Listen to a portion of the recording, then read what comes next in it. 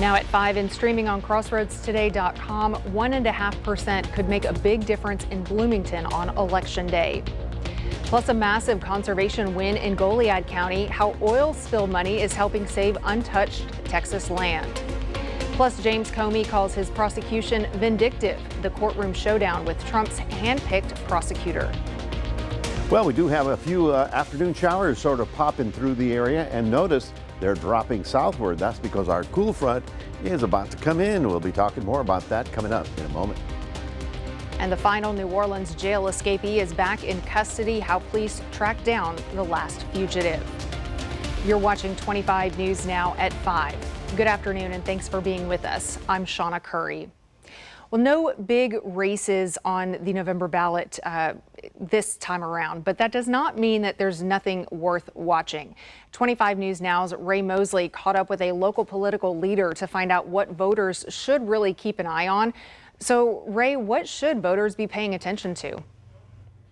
Yes, Republican Chairman Bill Posey is zeroing in on an important issue for Bloomington voters, a possible sales tax increase. There's a proposition on the ballot asking if the city should adopt a 1.5% in use tax. Posey points out that since Bloomington was incorporated just last election, it has bigger responsibilities, like fixing and maintaining streets. He also says the city needs more funding to run smoothly and serve residents better. No matter your political party, Posey says it's important for Bloomington residents to get out and vote on this one. It's a nonpartisan issue to either support the city or not support the city. The tax rate will go up, but you desperately need that money. The city needs that money to fulfill their incorporation and make things happen. So, you know, the voters just have to decide what's going on with that thing and vote yes or no. Posey encourages voters to do their research and understand what is it that they're voting on, for or against, before going to the polls on Election Day. Election Day is Tuesday, November 4th, with early voting from October 20th through the 31st. Sean? A local county commissioner is hoping to keep serving the community. Precinct 2 Commissioner Jason Ort has announced he is running for re-election in Victoria County. Ort points to several accomplishments during his first term, including resurfacing over 25 miles of county roads and kicking off the North Side Road project with the city of Victoria. A Stroman High and UH Victoria grad, he currently leads Vitality Court Assisted Living and stays active in several local boards. He says infrastructure and smart financial planning will stay top priorities if he is re-elected. More than 6,400 acres of untouched prairie in Goliad County are now permanently protected. The Nature Conservancy, TCEQ, and the Restore Council joined forces to secure a conservation easement on the historic T.M. O'Connor Ranch. It is the largest deal of its kind under the Restore Act, keeping the land as a working cattle ranch while safeguarding vital coastal habitat. Officials say it's a big win for flood protection, clean water, and preserving a piece of Texas heritage, thanks to oil spill recovery funds and private donors. It is day 8 of the government shutdown, and once again, the Senate failed today to pass 2 funding bills to reopen the government. Now, millions of federal workers could go without a paycheck. As ABC's Rena Roy reports, there's frustration growing all around. Open the government today! In the pouring rain with emotions running high, federal workers in Washington, D.C. desperately urging Congress to end the government shutdown. Congress, do your damn job! Yeah. Do your damn job and pass a budget! Union leaders blasting Congress members for using workers as, quote, political pawns, with President Trump suggesting he may withhold back pay for some federal workers when the government does reopen. How dare you go out there and say, I'm going to give back pay to the people that I like and not for the people that I don't like. We are in a dangerous spot in this country. Many federal workers now going without a paycheck, according to an email obtained by ABC News and multiple sources. Some employees at the IRS were told they are now furloughed effective immediately, though some staff are exempt. I'm sorry, I'm aggravated. The Senate once again failing to pass 2 funding bills today that could have reopened the government. The first responsibility of the government is to protect the people, and the people who are supposed to be protected are being completely cheated by Democrats in the Senate because they want to play politics. Republicans and Democrats pointing fingers. Donald Trump and the Republicans would rather kick 15 million people off health insurance, would rather raise premiums by thousands and thousands of dollars a year, rather than sit down and work with Democrats on fixing health care. The shutdown also impacting millions of air travelers. The FAA saying there were staffing issues among air traffic controllers yesterday, contributing to thousands of delays nationwide. Now, this was the 6th time the Senate has voted down a Democratic-led bill that includes health care provisions. Republicans saying they don't want to discuss that until the government is reopened. Rena Roy, ABC News, New York. Well, a little rain shower here this afternoon, but more than a month's worth of rain could fall in the desert Southwest as Hurricane Priscilla juices up the atmosphere. Let's go to Chief Meteorologist Mac Perez to see if any of that rain and moisture will come our way or if we're going to stay high and dry. Mac? Well, the short answer is we're going to stay high and dry. We're going to be talking about the tropical storm on the west coast. Is going to be very interesting. For us, in the short term, we have a frontal system just about Austin right now. There's a north wind, and you can see how the showers are being actually triggered by that frontal system approaching. By tonight, midnight, we're going to have a nice north wind, and you'll like it. Now, it'll be low humidity, cooler nights, but sunny, mild days. But in terms of any real rain, that's going to be tough. We'll talk more about it coming up in just a few minutes. Part of a road in Victoria County will be closing temporarily. The stretch of Old Highway Road between Midway and Minetry Road will be shut down from 9 a.m. to 2 p.m. on Friday for pipe replacements and road repairs. There's also a chance that crews may need to close it again on Monday, depending on how work progresses. Drivers are asked to plan ahead, take alternate routes, and use extra caution around the work zone while these drainage improvements are underway. Former FBI Director James Comey appeared in court today, pleading not guilty to 2 felony charges. The trial is set for early January. But as ABC's Christian Cordero explains, his legal team is already pushing to get the case tossed, calling it politically motivated.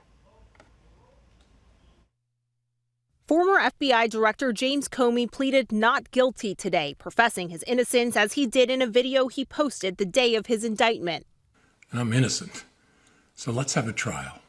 A trial by jury, but already his attorneys have laid out plans to get the case dismissed entirely because of what they consider vindictive and selective prosecution, essentially saying Comey was targeted because he's a perceived political enemy of President Trump.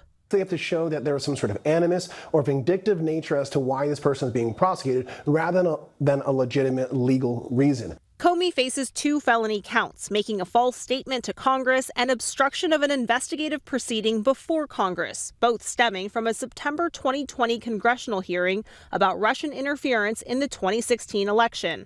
Look, he lied. This is just a simple case. He totally lied. President Trump handpicked the prosecutor in this case, Lindsay Halligan, after firing her predecessor for not pursuing charges against another perceived Trump political adversary. Career DOJ investigators recommended the office not move forward with charges against Comey. Halligan filed them anyways.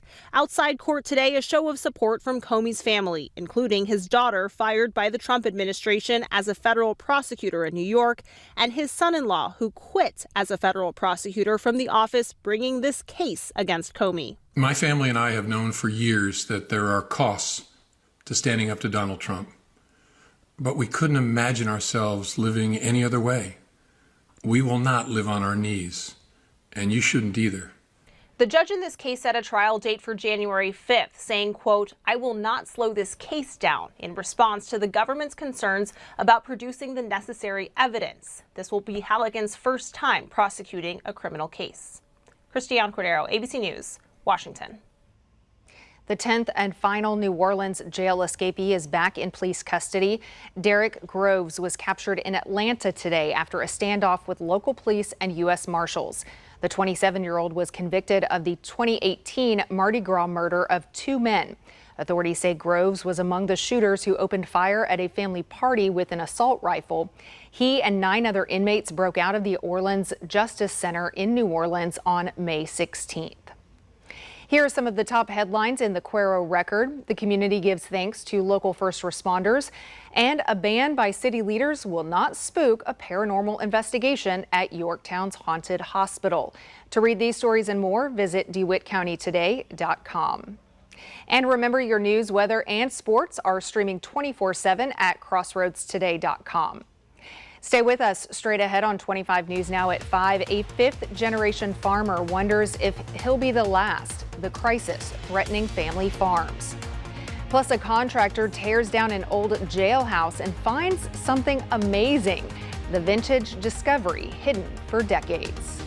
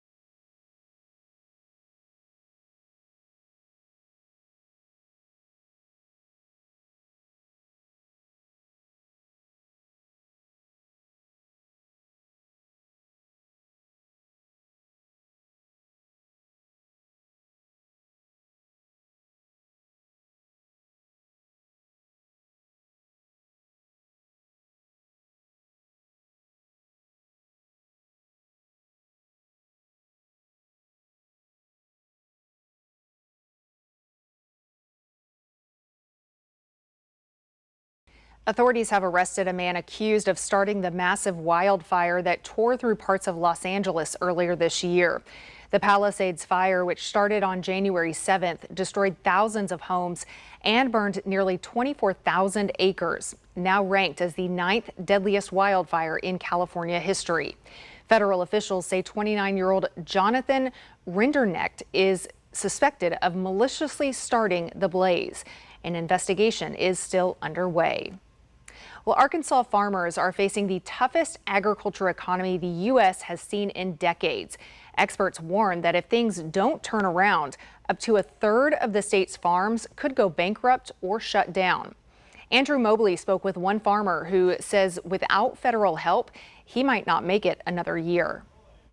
Brad Peacock is a fifth-generation Arkansas farmer. He started with 88 acres in 2012 and now has 1,500 acres that he rents and farms on. When you look at legacy and you think, my family's been doing this 100 years. I mean, just the grit, the determination that the generations before me had. You weigh that like, am I the last? But grit and determination aren't enough anymore. Farmers are now at the mercy of so many external forces that no matter how hard they work, no matter how good a crop they grow, it doesn't matter. Incessant rain and a flooding White River earlier this year cost Peacock a corn crop and other fields, some of his best soil. Add to that high input costs made worse by inflation, a dismal global market, and commodity prices that have steeply dropped, and it all means that row crop farmers like Peacock have little to no chance of breaking even this year. So even if we cut the best crop, it doesn't stop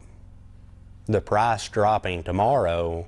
The last few years haven't been kind to farmers either, so many have burned through their equity just to keep farming. This season, Peacock has refinanced his farm equipment for the third time, and it's the last time he can fall back on it. So then you refinance all the equipment again, and you're paying 8 to 9% interest on it. Thankfully, there may be a little light at the end of the tunnel. The big beautiful bill contains direly needed updates to outdated safety net subsidies for farmers that should have come 2 years ago in a new federal farm bill. With those increases in that bill, that's what's giving guys the hope to go on.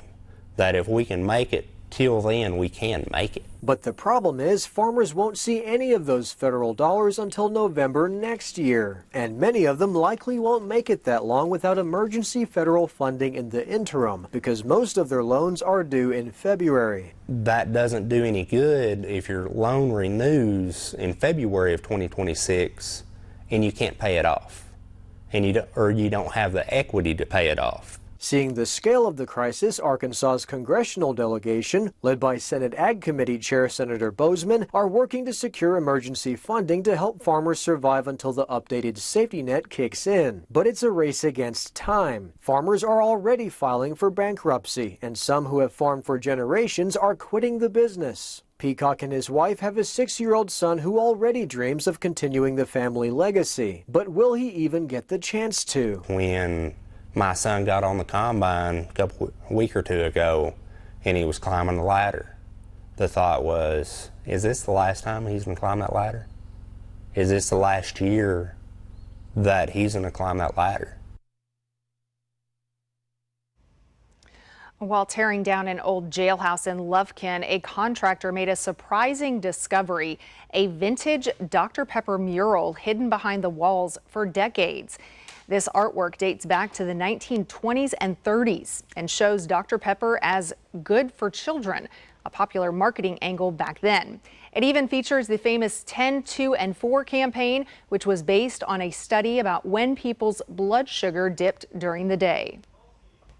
About it being good for children, and that was definitely a part of Dr. Pepper's advertising in the 1920s and 1930s. Not at all today, though. Smith with the Dr. Pepper Museum in Waco says soft drink companies in that era marketed their products as healthy refreshments for the whole family. The museum has its own vintage mural on display from the 1930s and 1940s, but Smith doesn't know how many other murals might exist across Texas. Well, here are some of the top headlines in the Port Lavaca wave. Memorial Medical Center receives a new tool to help grieving parents find closure after fetal and infant death. Plus, a family honors the memory of a brother through a football scholarship. To read these stories and more, go to portlavacawave.com.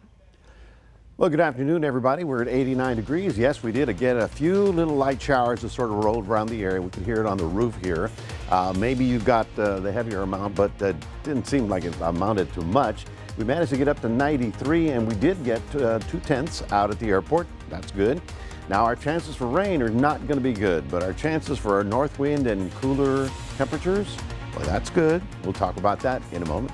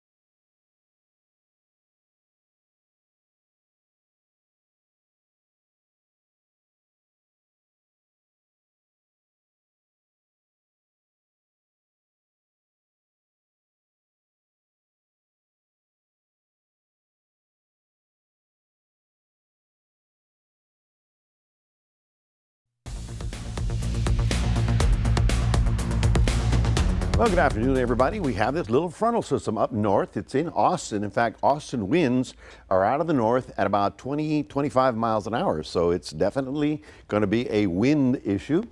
This will be dropping down through our area overnight. By tomorrow morning, you're going to feel a nice north wind blowing. It'll be low humidity or lower humidity, and it will give us some very pleasant weather for the weekend. Unfortunately, it's going to be dry. You know, we were hoping we'd get a little bit more rain with it, but all we're getting is what's happening ahead of the frontal system right about here. And then once that passes through, we dry up and we're going to be sunny and warm through the weekend. The front actually goes all the way up into Canada. We've got high pressure over the Central Plains, giving them quiet weather, and then hopefully another big storm coming out of the northwest. The most unusual thing, of course, is that whole stuff with the tropics. I'm going to show you that in a moment. But right now, these are the current temperatures. We're at 88, 92 in San Antonio. But look at this. 76 in Lubbock and 74 in Amarillo. That's right now in the afternoon. So tonight, obviously, they're going to get much nicer weather. We are looking at, of course, the activity that came through the city. There's that one shower that came down Navarro and gave us 2/10 of an inch of rain.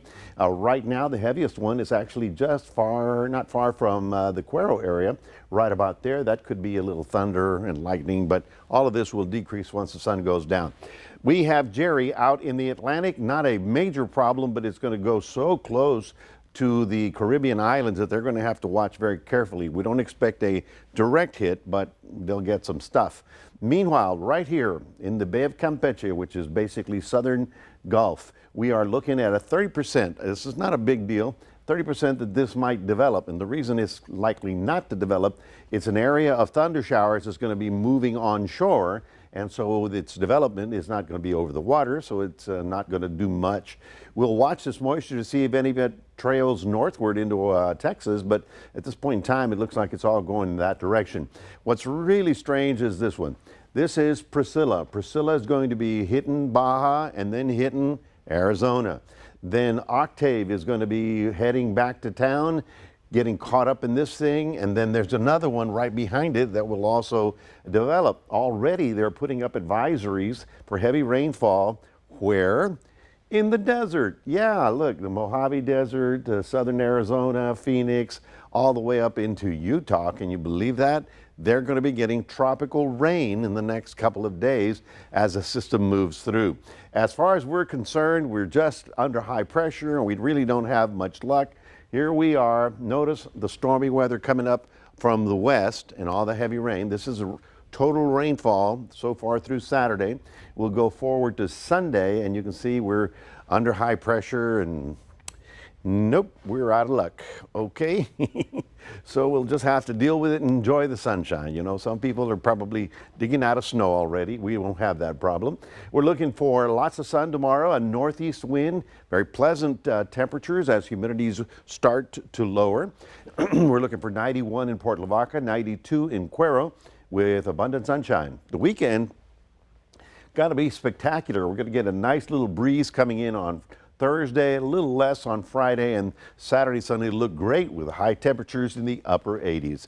That's your 7-day forecast, reminding everybody we do have a QR code. We'd love for you to scan that. Put Crossroads Today on your phone. And I'll toss it back to Shauna. Still to come, why is a seafood restaurant putting chicken first? Long John Silver's makes a bold move.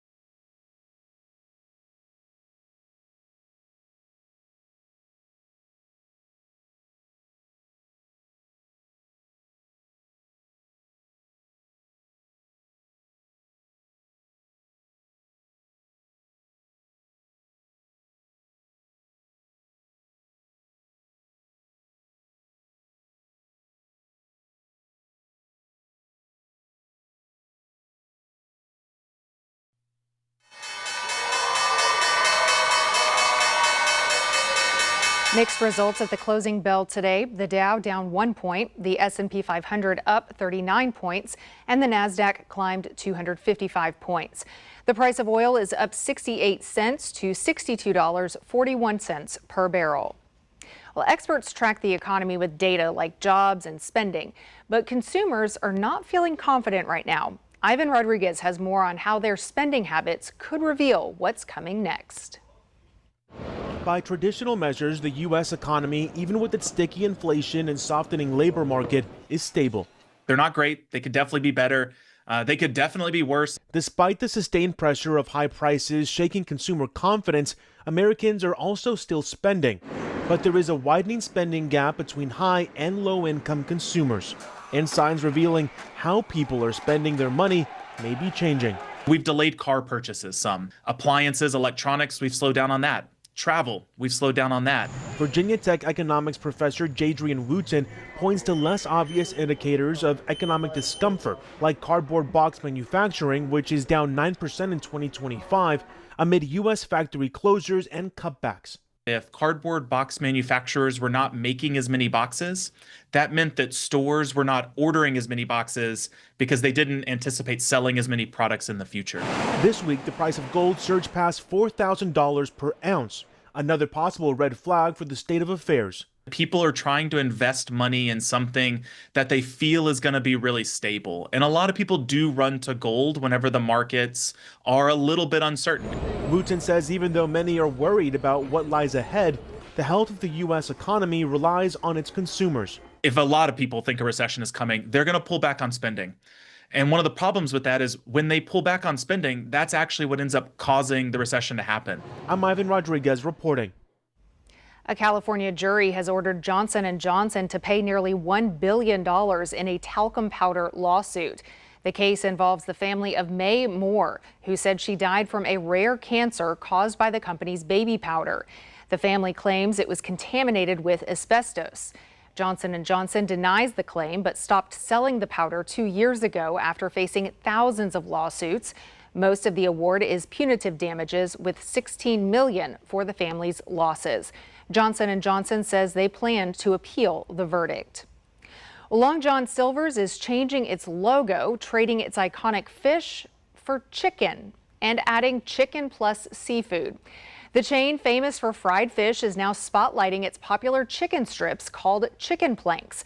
A company executive says their chicken is just as good as their fish, and it's time people knew. The new logo is already up online, but seafood remains the brand's focus. This move comes after Cracker Barrel faced backlash over its own logo redesign. And Domino's Pizza is serving up a brand new look. The popular pizza brand is launching a major makeover that includes a new logo, brighter colors, new uniforms, and redesigned pizza boxes. The relaunch also comes with a brand new jingle performed by country artist Shabuzi. Executives say the changes are designed to grab attention on social media. Domino's says the rebrand will be expanded to markets around the world starting in November. Well, a melted candy bar leads to a kitchen revolution. The surprising 80th birthday story coming up. Tonight, the government shutdown, growing concern over air traffic control, with multiple towers and facilities understaffed across the country. And in the east, millions bracing now for a powerful storm set to hit. The latest up-to-the-minute track. World News Tonight with David Muir is the most watched newscast in America.